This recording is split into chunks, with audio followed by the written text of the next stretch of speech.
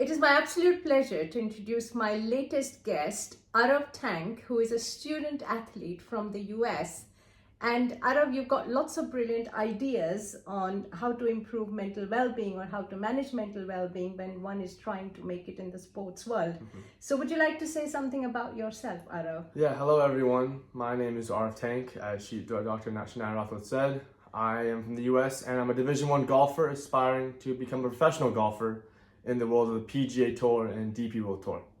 Arav, it's such a pleasure to have you with us. Well, I don't think I can imagine how much pressure you must experience in your sport.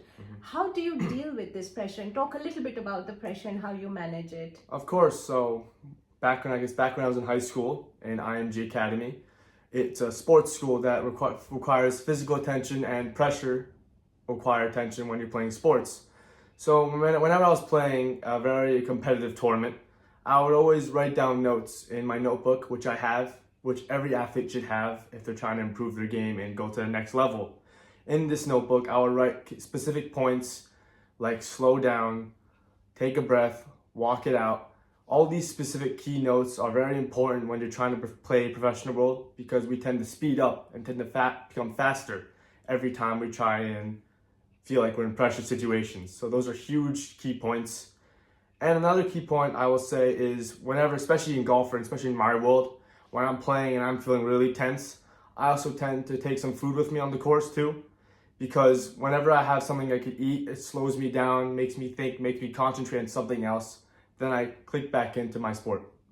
So very good points you made. Something about when you feel overwhelmed and the pressure, slow down, number one. Number two, keep your glucose levels high, like with something like food, which also provides a distraction from that feeling of overwhelm. Of course.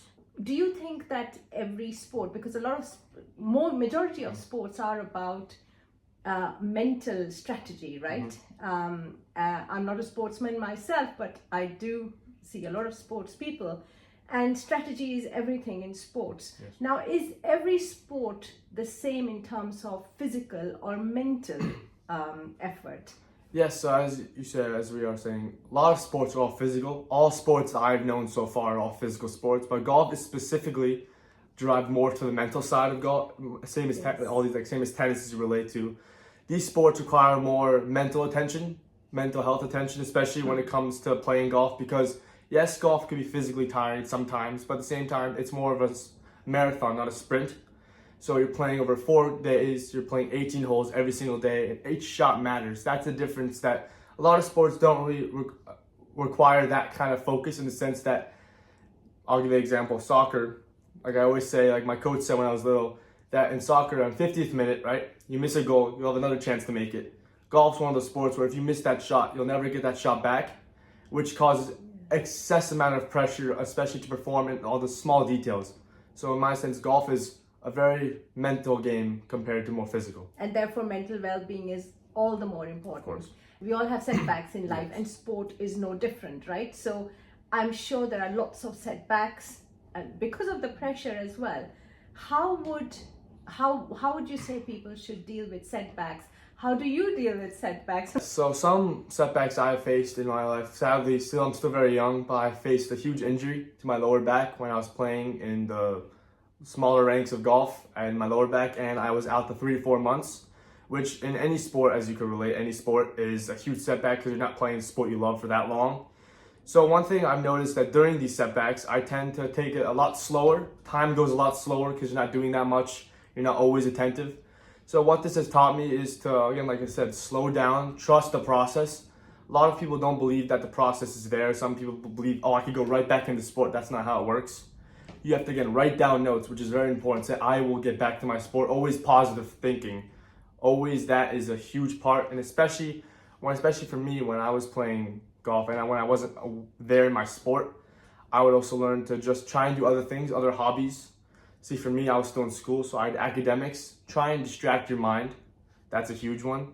Especially say you're out. Say some guys, I know some injuries that some kids have ACL injuries, someone out for 8 to 10 months. But they never lose their self-confidence. That's a huge one.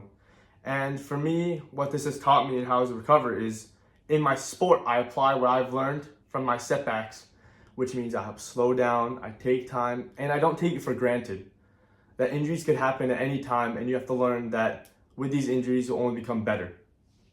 Yes, that's so true, isn't it? So the most important thing is, and that's where the mental well-being comes into it, right? Because you have to keep hope, you have to stay confident, and you have to believe in yourself. And I suppose you have to use strategies to ensure that these things remain while you're recovering from your injury. And actually, what I find, Arav, which you might find as well, that when you are recovered, sometimes your game is a lot better.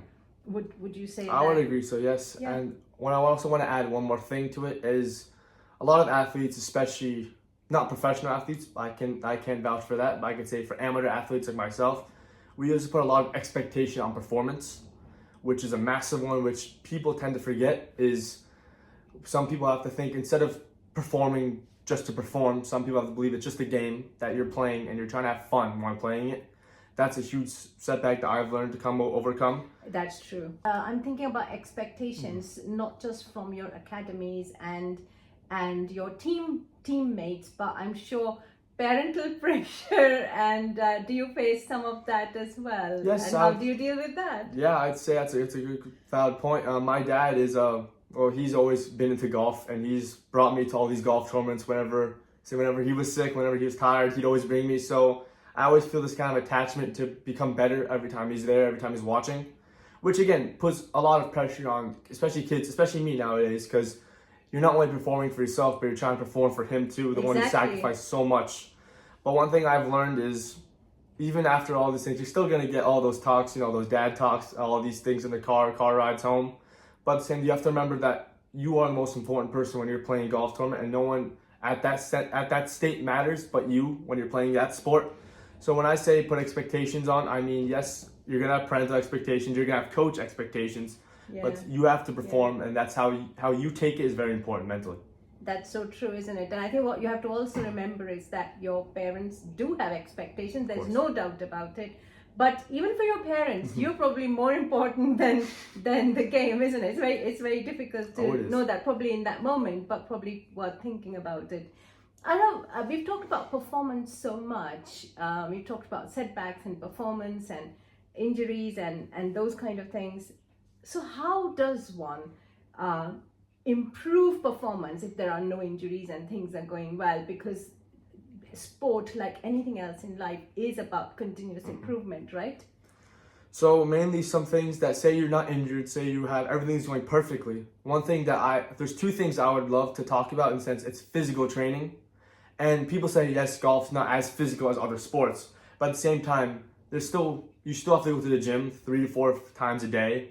And it's not mainly explosive exercises, it's mainly just keeping yourself in shape and fitness form, because you're still walking 8 to 10 miles every day you're on a golf course, which is still physically demanding, especially in really good weather and really hot weather, even rainy weather. You have to keep endurance up. And a huge point is nutritional balance. What I mean by that is not just going to eat pasta every day, eat some food, but on the golf course, what I tend to do is I've come up with this system. So there's 18 holes. I tend to break it up by threes. So every third hole, I'll have either a banana or a bar. See, these things are not huge in the sense that they're not going to bring your game up, but they'll keep your mind focused and, like I said, put glucose to the brain, which makes you focus longer. That's true. And obviously we've discussed this, right? Managing your mental balance, not losing your confidence, and keep going, because that balance probably helps improve performance. Would you say that? Yes, I would say that's a huge part, especially for golfers aspiring to become professionals. It's a huge leap. And in any sport, it's a huge leap to go from amateur to professional, because it's a different world we live in. And keeping mental confidence is huge, especially in sports, especially when everything's going bad. That's the part when everything goes downhill. When you feel like nothing is going to work out, you always have to keep that mental confidence. And like I said, write down, especially when you have a bad day in golf, right? Keeping it to yourself is the worst thing an athlete could do. Write it out. Write it on a piece of paper. What you did good, what you did bad, and also talk it out to people. This is why there's people out there. People talk it out. People talk it with people. And that reason why I say this is because it helps them get their message out, and so they can go back to focusing on just being an athlete instead of worrying about other expectations, like I said, other setbacks that come into your life. So I guess more than psychiatrists, you've got coaches Of course. and psychological coaches as well, probably when you're playing at that level, right?